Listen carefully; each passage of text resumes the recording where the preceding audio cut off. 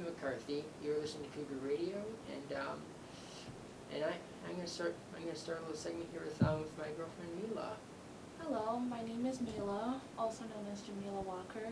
I am a social work major here at Misericordia University, and I'm happy to join Aiden today. Yeah, so yeah, my name is Aiden McCarthy. Year-wise, I'm a junior communications major. I come from Connecticut, and I like talk.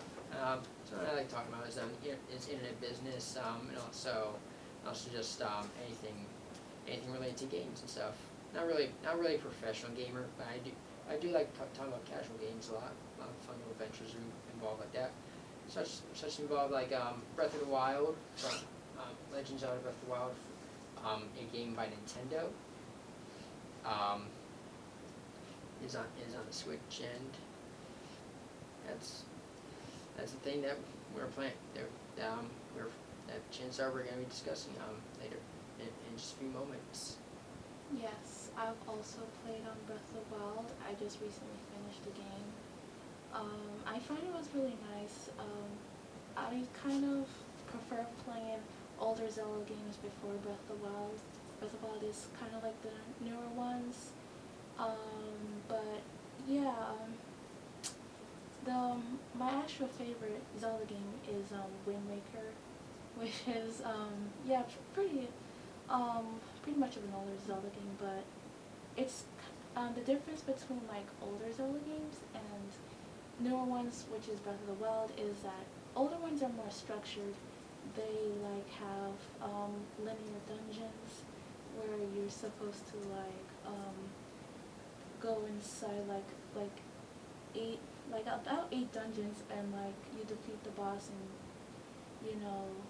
Solve puzzles. Yeah, solve the puzzles. While Breath of the Wild is more like you can go into the dungeons on your own time, and unlike having 8 dungeons or so, Breath of the Wild has 4, and yeah, you can just go in any time. You can actually go to the final boss and at the any time you want if you're skilled enough.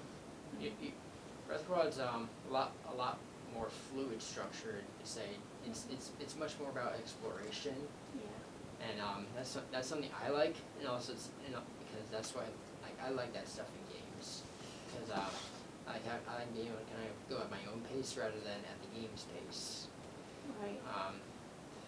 Which unlike that is something like Persona, like the Persona series that Mila has a lot more experience than I do. You told me this that it's like that Persona is like there's kind of a time segments in each part of it, and it's like if you can basically waste time in Persona, and you can lose the game to that time limit. Right. So. Whereas Breath of the Wild or most Zelda games, it's not like that as much. Right. So the time limit in Persona 5 is dealt with the days. So if you run out of days, then the game ends, and you kind of revert back to a week just to start back to where you're supposed to be.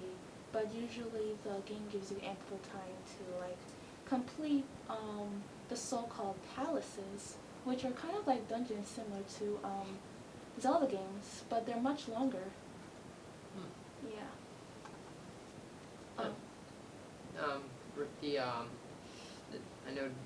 I know that well, basically Zelda games, I've only had very little experience about them, and you seem to have a lot of that kind of stuff.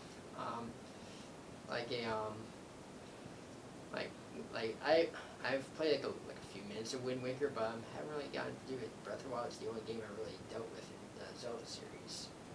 Yeah, but that's okay. Most people start somewhere in Zelda. Usually, people play Breath of the Wild first because it had more of popularity. Because most people believe that Breath of the Wild was pretty different from its natural Zelda style, and so people like created a liking to it. I mean, so it's, I mean, from what I've done, from what I've done research through various, I guess various Zelda, Legend of Zelda fan theories and various videos, even on the, not on the wiki, but I've seen a few videos here and there, like I think by Zeltic, coming up from things like that. I've heard that they basically said that Wind Waker is one of those Zelda games that drastically changed the way the games were kind of portrayed for that moment. That's interesting. Because I don't know, because first of all, Wind Waker's a completely different art style. The other thing is just like,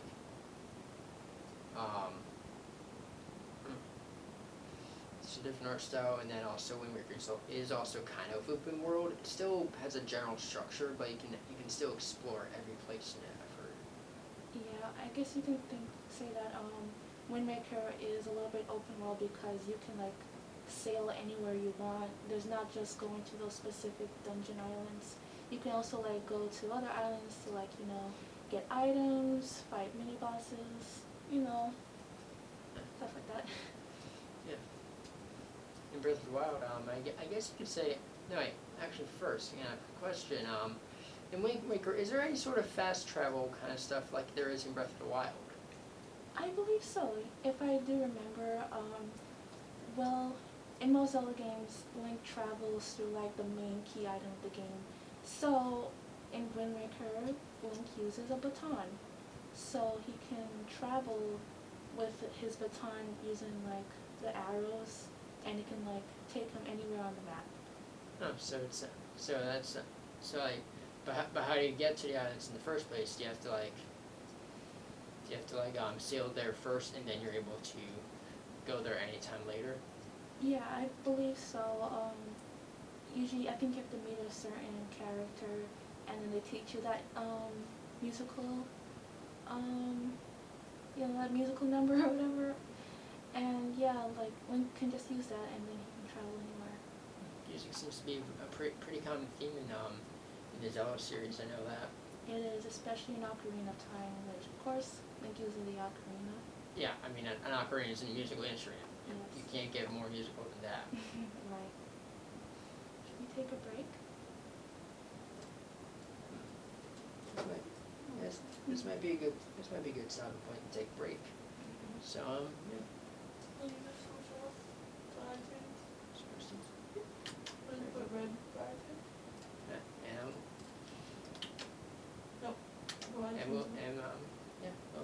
We'll see in a moment at this break. Okay, and we are back. I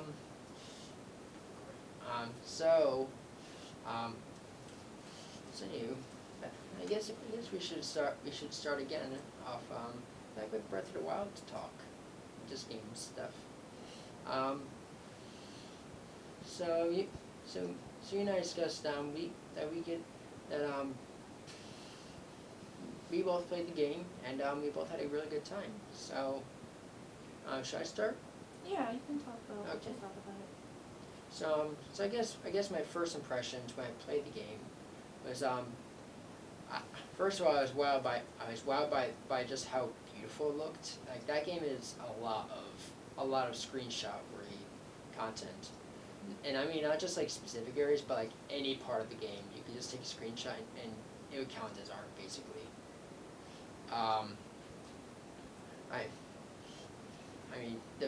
The best part was probably the way the tutorial worked, and that's like it actually used like just standard gameplay as your tutorial. It first just it would start you off by basically showing you the move controls, but then like kind of like when you experiment for each new type of button for the first time, it'll actually say that it'll actually show you what you've just discovered, and have like a little animation next to it. I was like, that's a really cool way to do tutorial that I've never seen in any other game. So like there's that. That was the tutorial wowed me. The art style wowed me, and then and then having never played a Zelda game prior to this one,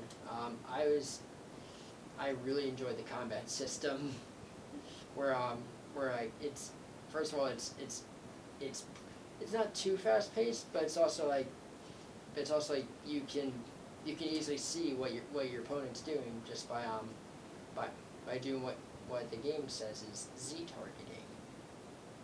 Yeah, targeting is very common in Zelda games. Yeah. Basically what happens is like when you press whatever the Z button is on the Switch, it's your bottom trigger buttons. So like when you press those buttons, like the camera will kind of pan outwards into to the center between Link and whatever opponent he's gonna be looking at. And basically the camera will circle around you and that opponent, you and that enemy, until either, of course, Link is defeated or if the enemy is defeated. And pressing it again will target a different enemy.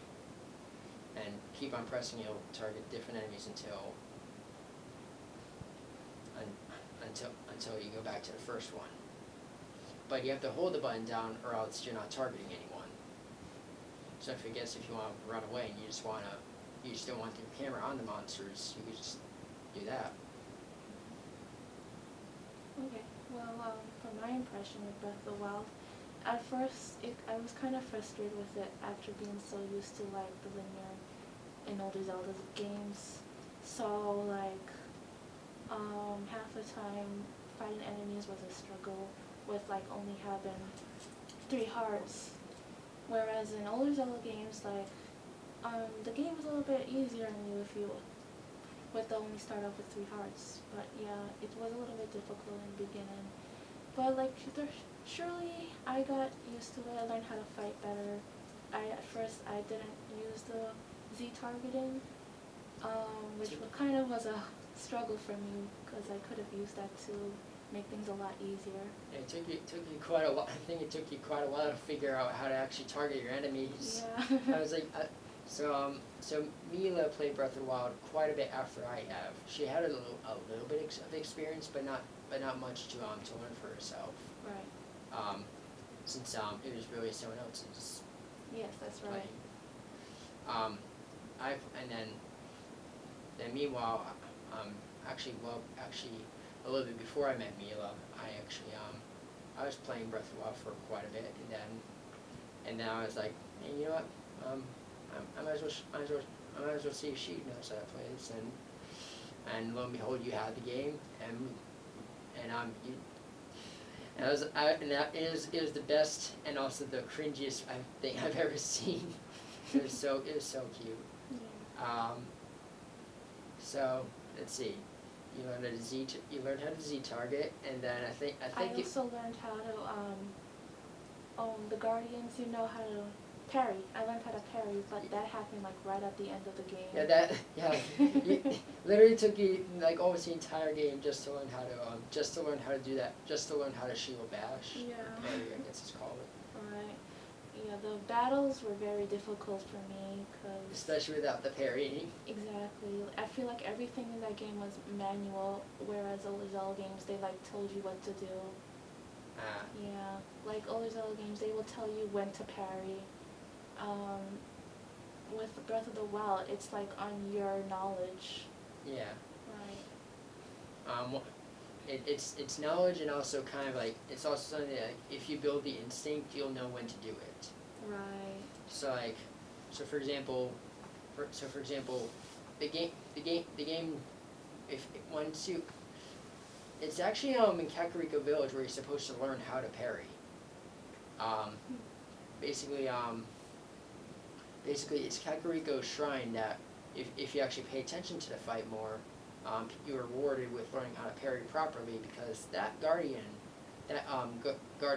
what is it? Guardian Scout, I think they're called. They're actually that one is a very different one. Has a different appearance to it, and it's actually designed to train you by slowing down time for you when it's about to hit. And I think I remember that one. Yeah. I'm gonna guess you did it and then you forgot it all. Yeah, 'cause I was like so nervous playing Breath of the Wild. I just wanted to like, I'm very intuitive, so I kind of wanted to do things like the way I learn, just like button mash into hitting monsters in a way. When I played it, I had no clue. I had no clue what I was getting into. Yeah. So so instead I started and I started out and I basically I kind of like very slowly learned how to fight, but I was struggling a lot because those dang blue bokoblins kept on killing me. They were too strong. So I was like, okay, stay away from blue ones, attack the orange ones. Right, that was start. the easiest. And then I saw I remember seeing that like my first bokoblin with a shield on him. So I was like, okay, so apparently you can get shields. Wonder what can be a shield in this game. So it took me a while to learn how to shield bash. Actually, I learned how to do it in Kakariko. Like I did that shrine a few times instead of just once. Learning that those shrines actually the shrines mini bosses come if you're doing a test of strength shrine. Those are the ones for mini bosses instead of a puzzle, and those ones the test of strength. And Kakariko is where I basically they actually give you the mini boss back every blood moon, which is not rare event, but something that just happens every so often. Mm-hmm. Little fun fact I've learned: blood moons happen more frequently depending on how many of the main dungeons you've done. Dungeons being divine beasts. Right. One time I had like 2 blood moons in a row. Yeah. I've had where I had like 3 or 4. That was only once, but still concerning. Right. And blood moons are basically all monsters and baddies will respawn. Definitely. Or basically be summoned by Ganon to fight you once more. Right. Basically allowing the game to be endless if you really want it to be. Let's see. So when I was still figuring out how to actually play this game, I remember doing Stasis Bomb Trial, which is one of the first 4 shrines you're supposed to do, and I was like, there are bombs, and these ones are infinite, unlike other Zelda games I've heard about and read upon. And I was like, you know what? If I'm gonna be given infinite of these, I'm gonna exploit the heck out of this. And basically, my combat for most of Breath of the Wild, in my first playthrough, was stealthing up, a little bit away from a camp, throwing a spherical blue bomb, just throwing it, letting it roll downhill, and then when it gets to the center of the camp, the bokoblins start looking at it. They look at it, they walk to it, they kick it sometimes like it's ball, and then it's like, you know what? If they kick it, they blow up. So I roll it down, they kick it, and I hit the button to detonate it, and it's the funniest thing ever. Right. Because some of them just run away as if they're scared that their friend just got hurt. So I was like, this is adorable and hilarious. I'm going to use this a lot, and that's basically how I did almost the entire. That's how I did most. Even the hardest to get Korok seeds dungeons and whatnot, it was the bomb that saved me at some point. That's nice. Yeah. I like the bombs too. I really like that they made it infinite, which is a fun fact. All the Zelda games give you like limited bombs and also limited arrows too. Yeah. In Breath of the Wild, arrows you can very, very rarely find in various parts of the world. Usually stuck in a tree or in a sign or something, somewhere where like someone would likely be shooting there. And usually, if you see arrows being shot somewhere, that's usually that's sometimes, and it's all in a certain area.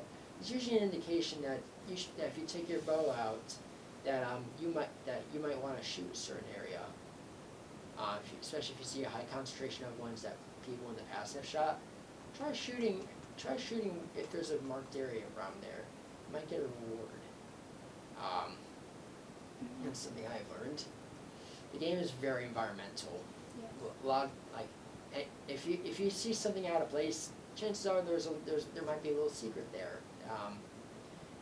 That will reward you with Korok seeds, things you can use to expand your inventory via these little tree spirits. Really cute. Yes, they are. And they're also freaking everywhere. Yeah, there's like hundreds of them. Yeah, multiple hundreds. About how many? 900? 900, yeah. Yeah.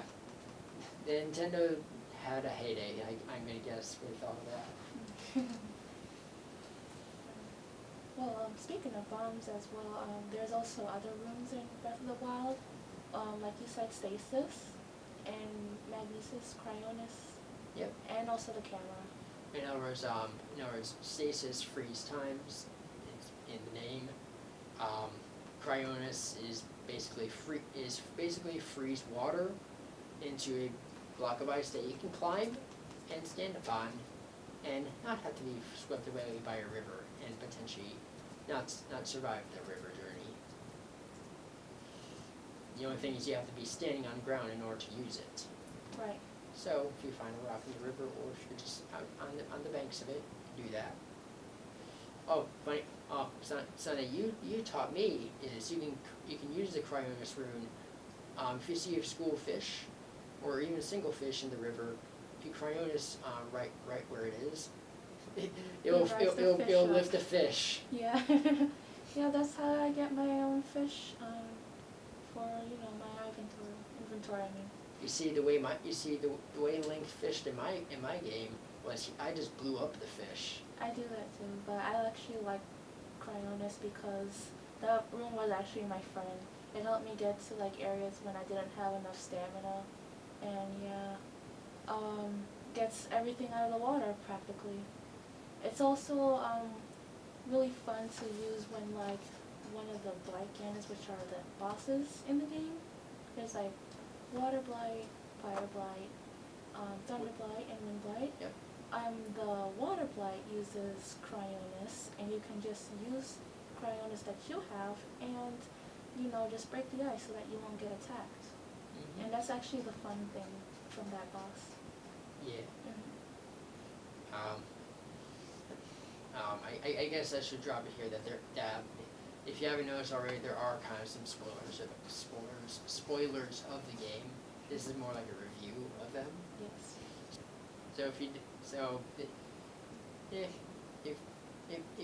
don't mind spoilers, then oh well, that's fine. Mm-hmm. But otherwise, yeah. Let's see. So bombs, I really enjoyed. You enjoyed the Cryonis. Yeah. My second, I'd say, I definitely use Magnesis, which is magnetize metal objects and basically use telekinesis. Magnet telekinesis is basically where it is.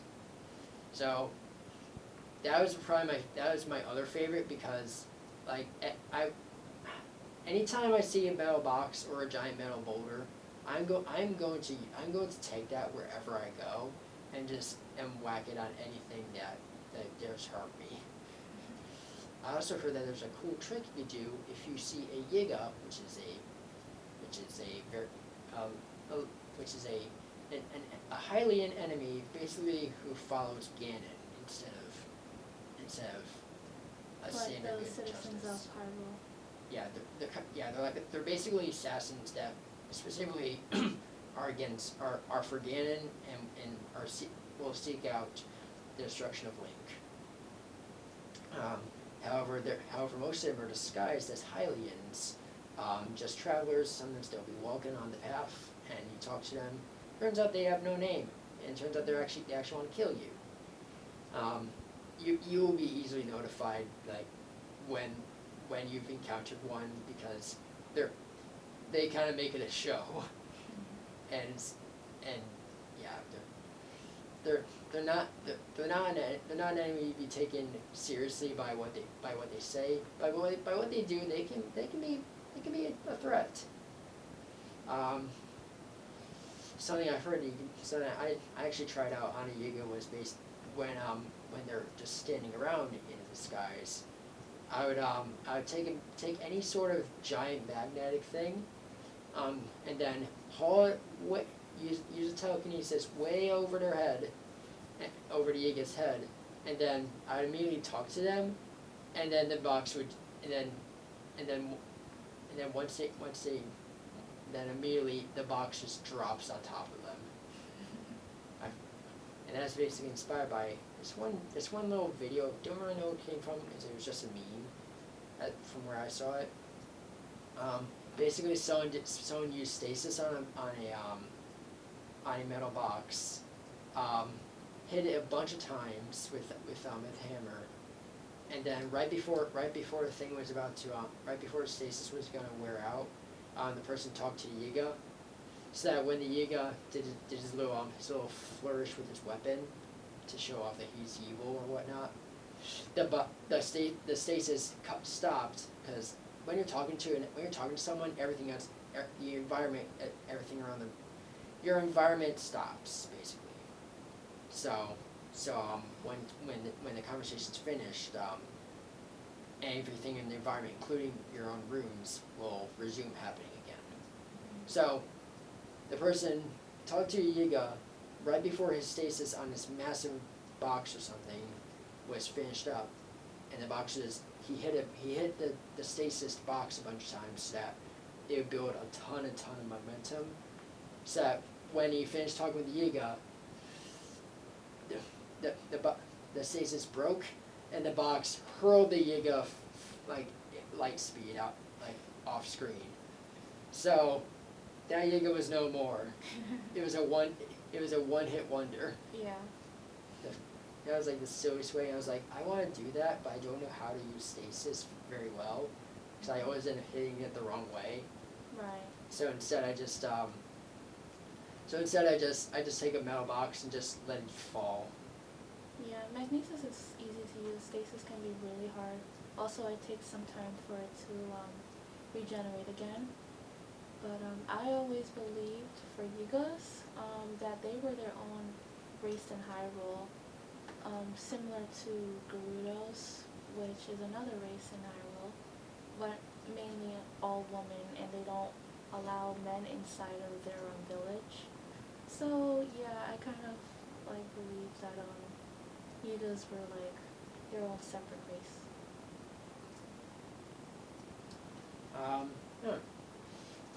And that's interesting. What kind of thought? I always thought that they were just Hylians, since some of them are always disguised as Hylians. Then again, the idea of them being their own race would explain the Yiga swordsmen, who are a lot taller, a lot burlier, and pack a heft of a punch with not really a punch, but a wind cleaver, special sword you can get only from them. Doesn't last very long in the game. Weapons have durability, so that one has very low durability. But pretty useful if you have no other weapon on you. But yeah, those guys are definitely look a lot different. So I would agree that they might be a different race. Yeah. I mean, you mentioned Gerudo. Ganon's a Gerudo. Ganondorf is. Right. Ganon's a spirit, I believe. Well, there's also lore in Ocarina of Time that said that a male Gerudo is born like every 100 years. So maybe that's why Ganon is like the only male Gerudo known. Thing is, if Link has slept for 100 years, why hasn't there been another Ganondorf? I don't know. What? Maybe Ganon, there's more Ganons out there. Like there's more Links. Like I'm pretty sure there's not the same Link every single Zelda game. Yeah, but I don't think there's two. I wouldn't think there's two Links in the same universe. I think it's more like generations. Yeah. Like the hero isn't always going to be present, but the hero's going to be present when the world's in crisis. Then again, have you seen the trailers to Breath of the Wild 2? I have, yeah. So you know that so do you know where this other so you know there's that Ganondorf might play a role in this, right? He might, yeah. And basically, the end of the first trailer to Breath of the Wild 2 shows basically a dead Ganon, but there's a giant spiritual hand holding him down. Sounds like some say through primarily through Breath of the Wild Reddit and also just in various theory videos on YouTube. Sounds like that might be what is it? Sounds like that Ganon is still alive, and he might be the reason why there isn't a Ganondorf in Breath of the Wild or prior to that game's storyline. That perhaps that Ganondorf has been kept alive, but kind of in an undead state to prevent a new Ganondorf from happening. Right. Yeah, but I just feel like there's probably more Ganondorfs out there, like from what you said. Well, perhaps there were, but in past timelines before that one, the one that's dead, that's sort of dead. I don't know, because I feel like that, like if that Ganondorf, since that one awoke, and in the end of the Breath of the Wild 2 trailer, perhaps he has been alive the entire time, but I don't know. Perhaps he's been alive the entire time, but since he's alive, a new Ganondorf can't be born because the last one has to die. That makes sense. So there aren't multiple Ganons, I would say, because if there were, then the whole Zelda universe would have already been destroyed probably. Right. So they just come one at a time. Yeah, one at a time, but only after one has been defeated. That makes sense. Yeah. Wasn't it like Skyward Sword that Ganondorf was attempted to be killed on the spot? No, that was Twilight Princess. Twilight Princess, Yeah, the other really new one. Yeah. Or it's not new. It's really the old. original was from the Wii. Yeah, the No. Wii's so old.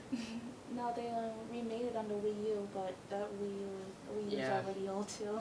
Yeah, the system. Yes, the Wii U, the system that had a lot of great gems on it, but really was not the best console. I kind of liked it. I mean, did you really? They said it was gonna be wireless and you could go anywhere with it. They did, and it kind of wasn't. Yeah, that's what the Switch is. The Switch is, I'd see, is like the Wii U, but what it actually was supposed to be. Yeah. I mean, you could attempt to probably modify the Wii U and take it places, or you could probably take your console of the Wii U from its original spot and go to a different room, but you kind of have to be very careful with that because it can lose connection really, really quickly. Yeah. That happened to me quite a lot of times. Well, if you're gonna do that, you might as well just have a whole backpack with an entire generator on it, because that console, yeah, it's not meant for portable. Yeah.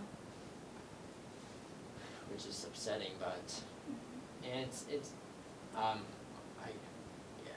not a console I really liked. Yeah. I love the I love the games on it, like I played Captain Toad, the Mario Kart 8 when it came out in there, that was great. Super Mario Maker, the first one. Ooh, I had a lot of fun in that game. Yeah, I played Wind Waker on my Wii U and what else did I play? A couple of other Mario games, yeah. I remember this one Mario game, New Super Luigi U. That one, that game kind of tipped me off a little. It was a little hard because I'm not good at Mario games. Yeah, I ain't either. But yeah, I kind of liked what they did making a Luigi game. That was really nice. Yeah, the Year of Luigi. I love how that's just a thing in Nintendo now. Yeah. So what else here?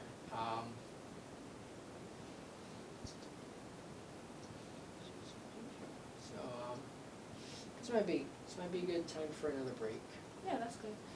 So we'll see you in just a moment. Otherwise, we'll be back after another break. Okay, and we are back. This is Cougar Radio with Ian McCarthy and Jimmy Walker. Yep. That's quite a bit of stuff we talked about Breath of the Wild before. If you want, so you can tell me a little bit also about Persona. What kind of stuff's in it? So I know it's an RPG kind of game, Yeah. but I've heard you've told me it's a lot different from Breath of the Wild. It is. It's turn-based, so the battles are much different. So it's like you go, the enemy goes. But I have only remember 5. I have played 4 in the past, but that was like a long time ago. So in Persona 5, you're kind of like in this in Japan. That's it. That's the setting, and you control this character named Joker. And basically, you're kind of like dealing with your school life, as well as you're dealing with like life as reforming society in like this distorted area. So he's like living like a double-sided life. So for your daily life, you'll go to school. You just hang out with friends. That's really important in Persona 5, where your friends are called confidants. Where confidants. Where every time you like hang out with them, you reach a rank, and those ranks help you in battle. Really. What else? Sometimes on your first playthrough, you don't really like get to do every single confident. Like you won't be able to like max rank them, which is rank 10. But like that's okay, because the game like gives you like chances to do the game again through like New Game Plus. So yeah.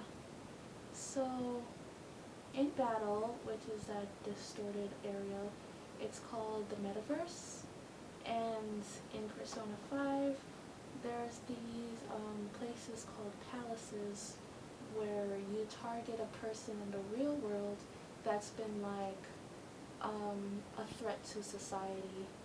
Like it could be like they're threatening a girl, or like they're stealing money, like embezzlement, I guess you would say. They can also be plagiarism. You know, like real world society stuff that goes on in that game is shown in Persona 5, and the main characters have to reform that person. And they do it by changing their hearts. They don't kill the person, which is a good thing, yeah. That's a lot different. That's a lot different take on a battle system, I guess. Yeah, it's really nice how they like say like, hey, people, wake up, this is a bad thing. You shouldn't do this. Oh, sorry, my phone's going off. Yeah, this is... You getting robbed? Just say no. The robber can't legally cannot take your money if you don't give them legal consent. Yeah. But yeah, the game is a nice wake-up call to like tell people like, hey, these are societal things going on. So that's why I like it. It talks about cool social issues. But interesting, at the end of the game, you kind of like fight the god that like controls people's desires and kind of makes them do these bad things, I would say. Oh. Yeah. But then again, the game is turn-based. You just defeat the boss that way. And then you can just continue the game. Again with New Game Plus. But also Persona 5 is pretty long. It's a long game. I kind of finished it in 75 hours in my first playthrough, but most people finish it in 100 to 200 hours. So yeah, it's rather long. Recently, Persona 5 Strikers came out for the Nintendo Switch, and also for the PlayStation 4. Persona 5 is mainly on like PlayStation games. It's not for the Switch. Yeah, So and it just happened to come out on the Switch. yeah, It seems like Nintendo's having some more connections with with Atlas. oh, that's the company. Yeah. Atlas. Yeah. Which I hope so. Like they probably like put the original Persona game on the Switch or Steam, which is another gaming system. I would say. Yep. Mhm. Well, Steam. Steam. Steam isn't a gaming system. It's a gaming. It's a gaming platform, but not necessarily a system. There's no like Steam console or Steam handheld. It's you just play it. You play it on your computer or any system that Steam is compatible with. Okay. Well. Like there are some games on Steam that you can play on VR. Yeah. Games on Steam are usually games that are released in other places, but are also available for computer, and it's just a good places to put them all together. And also it's also the best platform in my opinion. Good. Yeah. Steam is really nice. So going back to Strikers with this new game, I haven't finished it yet. Some people have. It's probably a lot shorter than Persona 5 originally. The difference between that game is that it's a hack and slash game, and therefore the battles are pretty fast paced, like really fast paced. A lot faster than Breath of the Wild, I'd say. Yes, I I would guess. say, like, if you don't know what hack and slash is, it's like 100 enemies coming at you at one time, but they're kind of easily defeatable. It depends, really. Sometimes you might come across a very hard enemy in the crowd. So well, I guess I've heard there's a lot. I've heard of a lot of games that are considered hack and slash, but I don't think hack and slash necessarily means 1v100. I think 1v100 is its own type of game. Oh yeah. Yeah. So I don't think it depends on the number in hack and slash. you can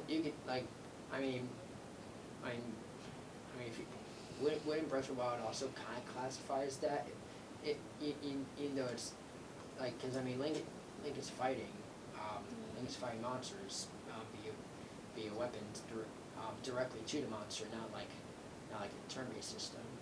Well, I wouldn't say Breath of the Wild is hack and slash, 'Cause unless you want it to be. Like, you 'cause can bring like a ton of enemies at you coming at once, and that you can make that your hack and slash in a way.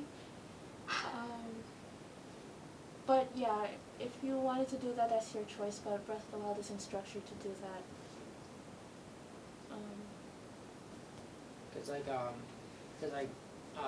What's it called? I think it's called Triforce Heroes, Legends of Triforce Heroes. That one's that one's a 1v100 game. I think you mean Hyrule Warriors. Hyrule Warriors. Yeah. I got those. I think there's another game that I mentioned, but Triforce Heroes is different game. Different game. It's a little odd, but Yeah, I'm gonna guess it's like a completely different kind of thing. Triforce Heroes or Hyrule Warriors? I guess both. Well, okay, so Hyrule Warriors is the hack and slash game. I don't think I finished that game, but I do have it. But yeah, that one's a hack and slash, and Triforce Heroes is kind of a little different because the game like really wants you to play with friends. Like they really want you to do multiplayer. Well, some games are made like that, like Portal too. Yes, I guess it's like harder if you like play by yourself for Triforce Heroes, but I don't really have the game, so I don't have much knowledge on it. So I guess Triforce Heroes, that's a game that exists. Mhm. What are games I guess we can either continue with Persona, or would you rather continue with Legend of Zelda series? I guess we can talk about the other Zelda series they are. Well, the ones I've played. There's a lot of Zelda games out there other than Persona. Basically every game is Nintendo trying something completely new, except for series-based games like Breath of the Wild, Age of Calamity, which is a game that came out even more recently. And I think that Age of Calamity is actually a game similar to Hyrule Warriors and it's a 1v100. Again, hack and slash. I feel hack and slash is a different it's a genre, yes, but I feel it's more like I feel like it's a much broader topic. It's a much broader genre of games, and it's just Hyrule Warriors, Persona 5 Strikers, and Age of Calamity. They're a specific type of it called a 1v100. Like not like. Agree to disagree. I think maybe hack and slash and 1v100 are the same thing, but like they can all be different. I mean, I only played a few hack and slash, even though I really like them a lot, because it's really fun and it's like energetic. But I think putting like one character on like 100 other enemies, and that will kind of be like a hack and slash. Oh, that is a hack and slash. I'm saying that. I think what I'm trying to get is all 1v100 games are very often a hack and slash game, but not all hack and slash are 1v100s. You could be right. Yeah, I'm not an expert in game theory genre stuff. But anywho, so you played Hyrule Warriors. Yeah. Have you? Oh, I guess I could talk about my first Zelda game, which is Spirit Tracks. Spirit Tracks. Yeah. What's in that game? Spirit Tracks is a very cute Zelda game where you play as Toon Link. There's like 3 different types of Link. Adult Link, which Link is like, of course, an adult. Young Link, where Link looks still human-like, but as a child. Well, Link is a Hylian. He's not a human. There's no humans in Zelda. They're only Hylians. Basically elves, but a lot more decent. If you're a D&D fan, you'll get that reference. Okay, and Toon Link is the cartoony version of Link, where Link has a big head, big eyes, not very detailed hair. Cell shade art, where it says very simple colors, but also really bright and happy. Yeah, that's right. So in Spirit Tracks, Zelda gets her body taken away from her, but you can still like play with Zelda. Like, you kind of use her. You can use her in like these things called phantoms. What? Like. Is Zelda in a bottle or something? She's a spirit. She's a ghost. Yeah. What? It's difficult to explain. It's better if you play it, but So Zelda gets her body. What's this have to do with? Taken away from her. Okay, so that's the spirit part. Where's the tracks part come in? Okay. So is it like tracks like music? The tracks are like something to seal away a demon. So you kind of use the tracks to get around, to go inside, of course, again, the dungeons or temples. How do you use music tracks to get around? Music tracks? What kind of tracks are you talking about? Music? Like tracks? Like train tracks. I'm sorry. What? Train tracks. Train tracks? Yeah. Wait. Like trains are in like, Legend of Zelda is like a medieval fantasy kind of ish theme, but its own thing. Where do trains come in? We get that a lot. That's why not a lot of people like Spirit Tracks, because it like stows away from things that are like out of the ordinary. But again, yeah, the tracks seal away the demon. The tower acts as a lock. You can go in the tower. You can use Zelda to control the phantoms, which are like the enemies inside the tower, and then bam, you kind of fight the demon from there. But no worries, she gets her body back in the end. I also remember doing a little bit of video research on. And I noticed that Breath of the Wild has a few Spirit Tracks references in it. Oh yes, they do. One of the enemies, the Chancellor. Yeah. Who's the Chancellor? Tell me about him. The Chancellor is like the guy running the show, but he's not the demon. What show? the show of releasing the demon. He wants to release the demon, cause havoc in the world, you know. So he does that by taking Zelda's body away, so the demon can have a body form or something like that. Is he like a wizard, or is He's he? he's kind of like a demon spawn, I guess you would say. But like what? But like how does he even have access to Zelda? Like, wouldn't he be like easily picked out if he's a demon? No, 'cause he has horns, so. Yes, that yeah, That's the yeah. thing. If you see horns, So- that usually means that guy's not a nice guy. You gotta hurt him. So he If you're wears going by two the hats to legal cover them. Huh? He uses two hats to cover his horns. Why does he have hats? Wait. Oh. No. I feel like I have no clue what this Chancellor guy looks like, or like how he actually is involved in the game. Yeah, he just wanted to like screw everything up and release the demon for some unknown reason in particular. You know what demons do. Yeah.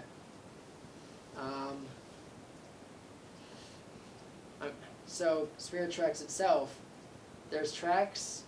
Apparently, you use them to get around places. Mhm. In a minecart, like minecart tracks, or like you're using a minecart or something. Train. You use a train, like an actual train. Like a fancy style train, or is it like It's like a real steam train. like Steam engine locomotive? train. Yeah, locomotive. Or like a choo-choo train or something. Yeah, practically it's- that. Like, oh my gosh, that sounds adorable, but like, Mhm. that just sounds so out of the ordinary for Yeah. Zelda. That's why I like Spirit Tracks. It was so out of the blue. Then again, Yeah. there was that one other Zelda game that really was out of the blue. Cough cough, the CGI. Oh. Or CGI or CDI? CDI. CDI. Yeah, the CDI Zelda. Apparently, no one plays those games. They just The see cringe them fest. in memes. The cringe fest of the 90s. Mhm.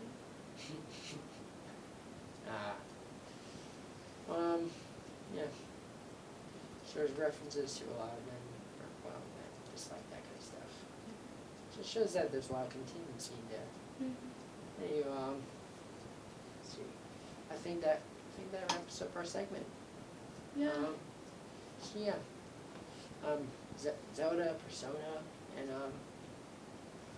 yeah, I'd say that was a good time. So anyway, this is Dave McCarthy and Jamila, nice to hear from you again. Hope you enjoyed our session. We Yeah. hope to hear from you soon. it's Cougar Radio, and we'll see you next week, Thursday at 5:30.